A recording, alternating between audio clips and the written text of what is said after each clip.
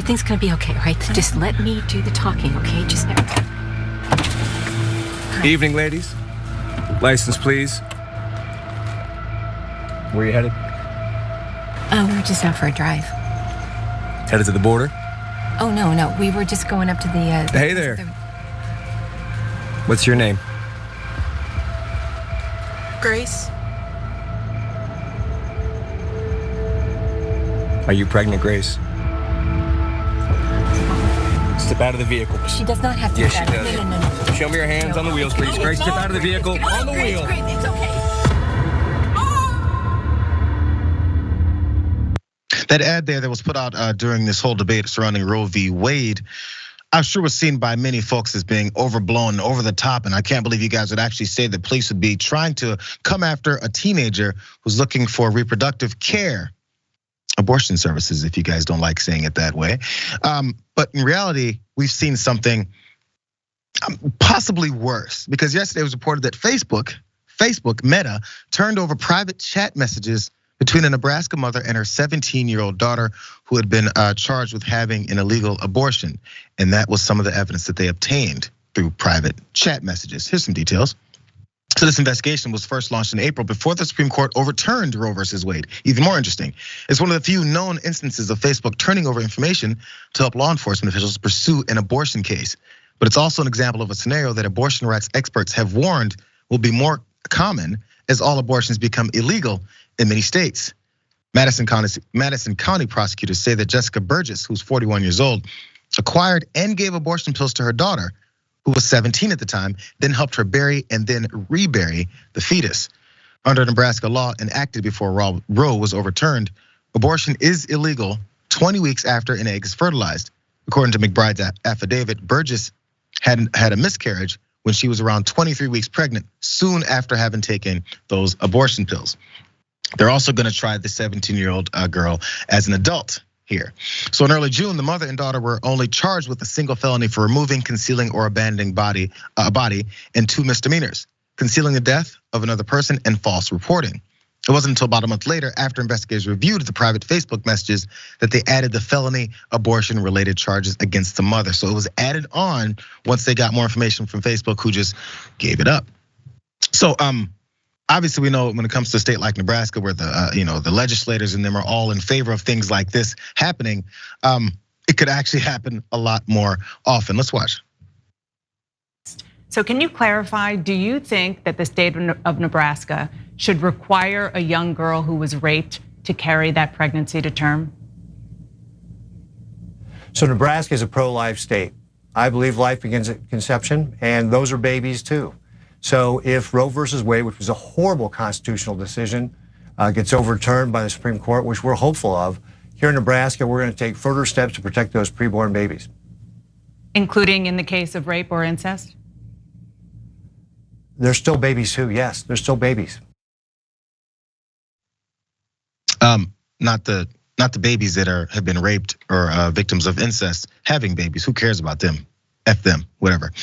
So what's Facebook's response to this? Because of course, people are asking, people are upset about this entire thing and wondering, hey, how much of my information are you giving away just because folks say they want it? They have some explanations here.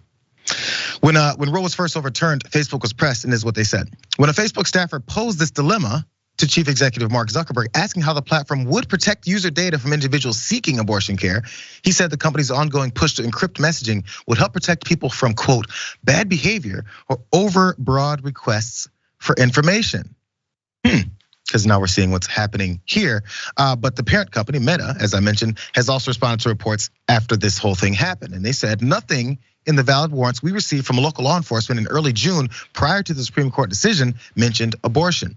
The warrants concerned charges related to a criminal investigation, and court documents indicate that police at the time were investigating the case of a stillborn baby who was burned and buried, not a decision to have an abortion. So Farron, what's gonna be happening here, at least what seems is potentially the case here, is as these law enforcement officials maybe come for these social media companies and groups and apps to try and get this information, they'll say, hey, we're investigating a crime, we're investigating a murder, we're investigating the disappearance of a baby. And they'll go, oh my God, yeah, this is pertinent information, let's go ahead and give it over to them. But of course, they're not gonna give those types of details as to this is actually us chasing after someone who's trying to get some care. I think people need to be aware of the fact that, yes, right now we have Facebook doing this, any other social media app where this is discussed, but more importantly, any app that you have on your phone that you have allowed location services on is going to be able to be subpoenaed, under these laws. And so, like you said, they could say, oh, there's a missing baby. Oh, there's a baby that was killed. We need this information from, whether it's, a solitaire game on your phone. All of them are pretty much using location services. And so, I think the best advice, a lot of people are saying, oh, all women should delete Facebook. Look, what needs to happen, if you're one of these individuals that has to go across state lines to get an abortion, leave your phone at home. 100% do not take that electronic device with you. And I know it's weird to have to give this, a kind of warning out to people, but trust me, just turning off location services, or maybe, oh, I'm not gonna post it on Facebook, it's not good enough. You got to protect yourself. We're in a horrible era right now in the United States.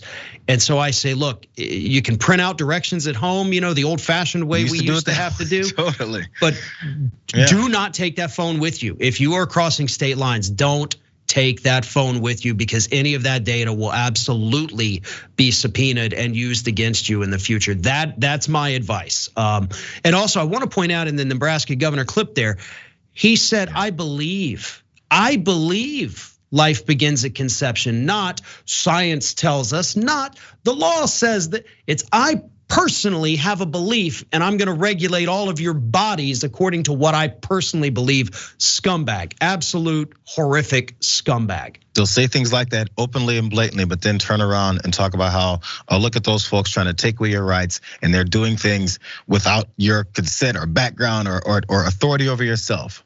And they'll say things like, hey, we're a Christian nation, and what I believe is this. If someone else doesn't believe it, they're supposed to, I guess, conform to your beliefs.